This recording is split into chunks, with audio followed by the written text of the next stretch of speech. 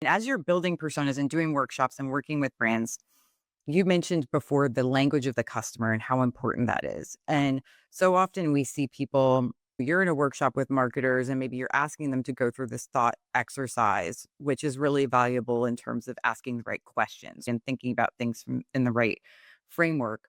But they still might be making assumptions if they've never actually lived in the shoes of those buyers. So it's somewhat of an exercise of imagination. So and then other times people are relying on tools that promise the world. We've got buyer intent data. So you're going to be building data driven personas, and this is the silver bullet. And then you outsource to agencies who do all this really expensive buyer persona work that's kind of based on third party research. And do you have to sit down and talk to customers? Are there tools? Are there tricks? Like, how do you approach this? Is it the hard work of doing customer interviews? Are there any shortcuts? How do you collect the language of the customer in a valid way? Yeah, that's a great question. And quite frankly, I think what's given personas such a bad name is that nobody has taken the time to build them correctly. You can't buy your team a pizza and sit in the conference room and bang it out in an hour. So for me, it's always customer interviews,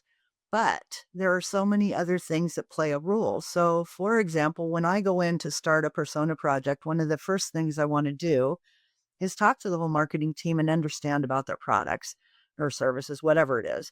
But then I want to talk to the sales team. I want to know, who do they want to talk to? Because if we don't get buy-in, it doesn't matter what we do. We've got to kind of all be in this together. So I want to talk to the sales team and I want to get a feel for how well do they understand their buyers? Who are they trying to talk to? Are they successful getting in where they need to? Or are they getting in and then having to move up or sideways? What's working? What's not working? Any particular conversations that stand out, that type of thing. And I want to get a real feel for, does everybody understand the ICP? Are we all going after the right people and companies, customers? Once all that's done, then we say, okay, when I came into this project, you wanted to build these three personas, but now look at what I've learned in all these conversations. I've talked to your executives, your sales team, your marketing team, your product team, whatever. And really, we need to focus on, okay, we can keep this one, but these other two look more promising, because if marketing can't engage them, then what are we doing? You can't just go after, just because sales wants to talk to C level, you can't just go after C level, because they're not going to be the ones doing the research and evaluation most of the time, which means sales is going to have to go in through their team and then go up. And it depends on what you're selling too. If it's really strategic, I take that back, but most things are not that strategic. And so we have to understand all that. But then once we've decided, okay, these are the personas that make the most sense, now let's figure out, who can we talk to? And I want recent. And when I say recent, it's like within the last 18 months, because otherwise, even 18 months is challenging sometimes, because what happens is people move. So if the buyer has left the company and now I'm talking to whoever took over after the fact, they don't have the insights that I want from the buying journey. So they have to be recent customers. And I also want it to be recent enough that they remember what they did.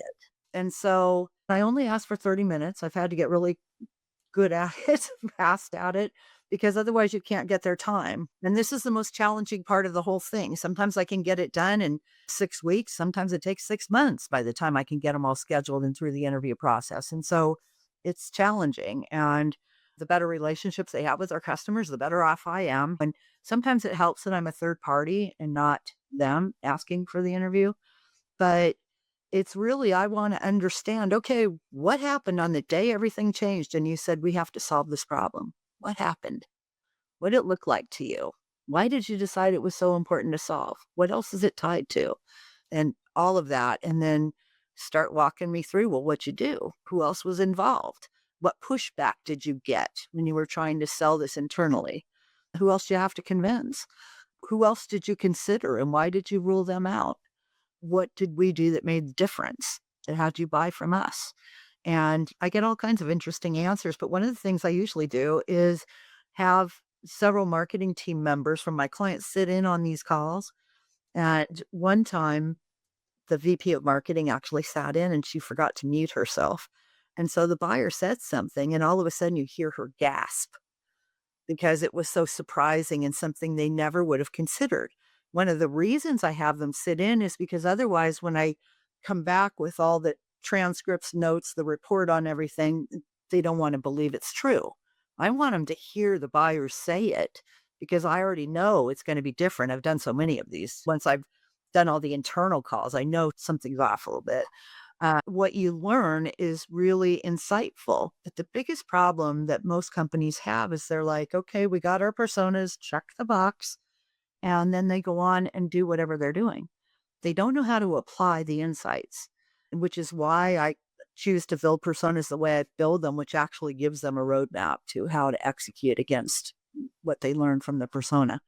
But we need to use the insights, not just gather them. I mean, if we don't apply them, what good do they do?